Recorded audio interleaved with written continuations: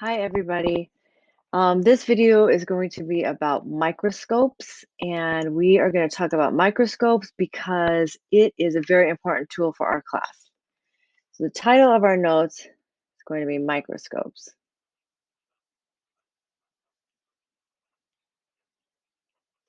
Okay, and like I said, it's a tool that scientists use when making observations and coming up with questions and doing experiments. And a microscope is a tool that allows scientists to see really small things and they get magnified so that they can make a better observation. Okay. So it is a tool to magnify something to see it better. So there are a lot of things that you can see without a microscope, but there's this whole world of things that you can't see unless you look at it under the microscope. Okay. So there are different types of microscopes, and I am going to talk about three different types.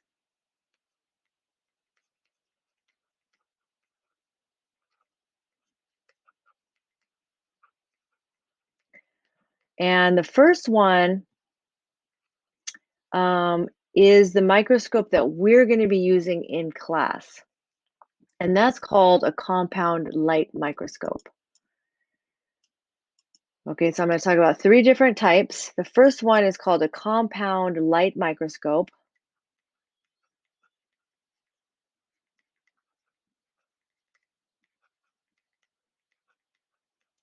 And this is the most important for us because we're going to be using this one in our lab. And the compound light microscope uses more than one lens, which will magnify an object even more than if you just had one lens. And so what I want to do is, first of all, I'm going to show you what one looks like.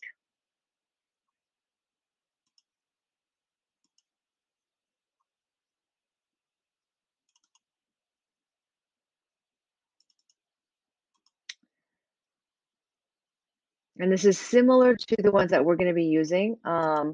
They come in a lot of different varieties, but this is similar to the one that we have. And what I'd like to do with you is draw a microscope and follow the path of the light of the microscope, okay? And like its title suggests, light goes through this microscope and allows us to see a specimen, okay? And so what I'd like to do is draw a picture with you. And so the first thing that we're going to draw is that these microscopes have to have a light source. So I'm going to draw it and then I'm going to label each part. So each microscope, each light microscope has to have a light source. Oops.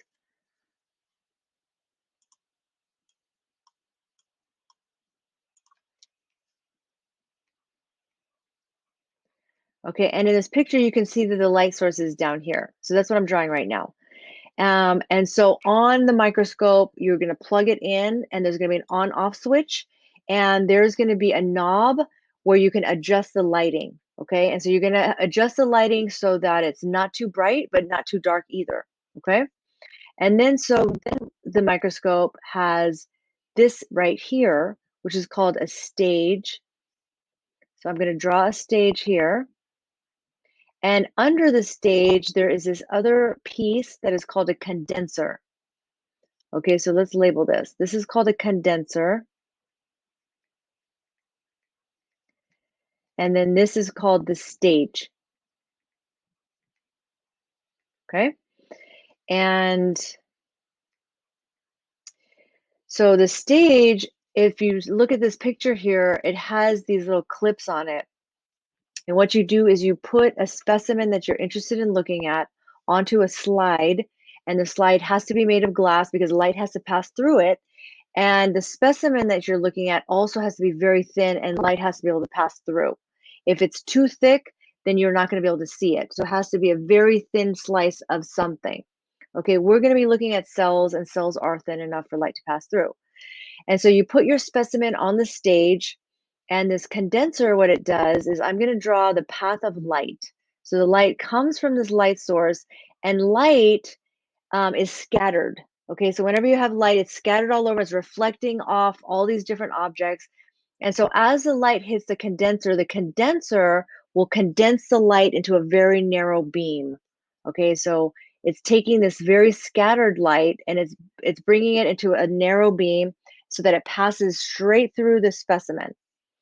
Okay, and then the next thing that the light hits is the first lens in our compound microscope, and this is called an objective lens.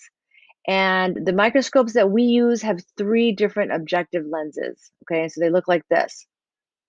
And they're all attached to this little disc that rotates. And so you can see in this picture here that these lenses, these silver rods are objective lenses and they have different magnifications.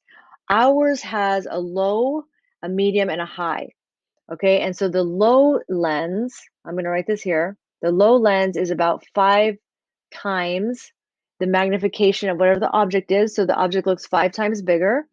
The medium is 40x, and the high is 100x. Okay, and so that's what ours is. All the microscopes have different magnifications, but usually there's a low, medium, and a high. Sometimes there's just a low and a high. Some of them, they have 4, but ours has 3. And so you can turn this nozzle so that you can get the objective lens that you're interested in, okay? And so they lock into place, and you'll see this when you practice. And then what happens with the microscope is that then we have um, like a little, okay, so then the light goes through the objective lens and it hits a mirror that's on the inside of the microscope, and then it reflects into another lens. And this other lens is called an ocular lens. So I'm going to draw it like this. Okay, so for our microscope, there are 2 ocular lenses, okay, because one for each eye. And so you can adjust these to match up like the width of your eyes so that both eyes can go in, or you can cover up one eye and just use one eye. Sometimes I do that. And so the light goes through the condenser, through the stage, through the specimen, through the objective lens. Then it hits this little mirror and then it goes through the ocular lens. Okay, so I'm going to label this. This is called the ocular lens. And these are the objective lenses.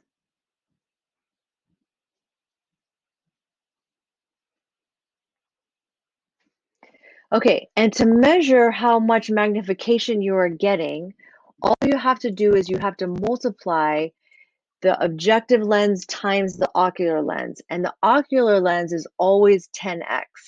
Okay, so I'm going to write that here. Ocular lens is 10x. So if your objective lens is on the low, then that is 5x, and you multiply that by 10x, and what that gives you is 50x. So what you're looking at is 50 times bigger than what it normally looks like without the microscope, okay? And so for the medium objective lens is 40x times the ocular, which is 10x, and what that is 400x. And then for the high, do the same thing. The high is 100x times 10x, and what you get is 1000x. So the compound light microscope will allow you to see something anywhere between 50 and 1,000 times whatever the normal size is. Okay, and that works for us because the things that we're looking at are what we're going to be looking at are cells, and you could see a cell at that magnification.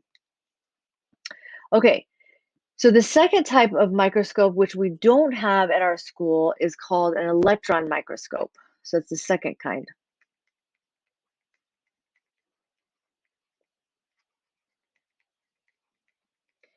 And this is a very expensive microscope.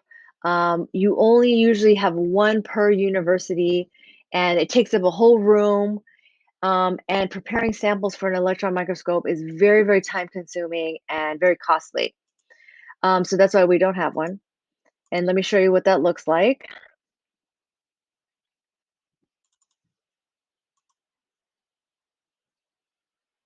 So this is what it looks like. It's huge. And so this is the desk that the person would sit at.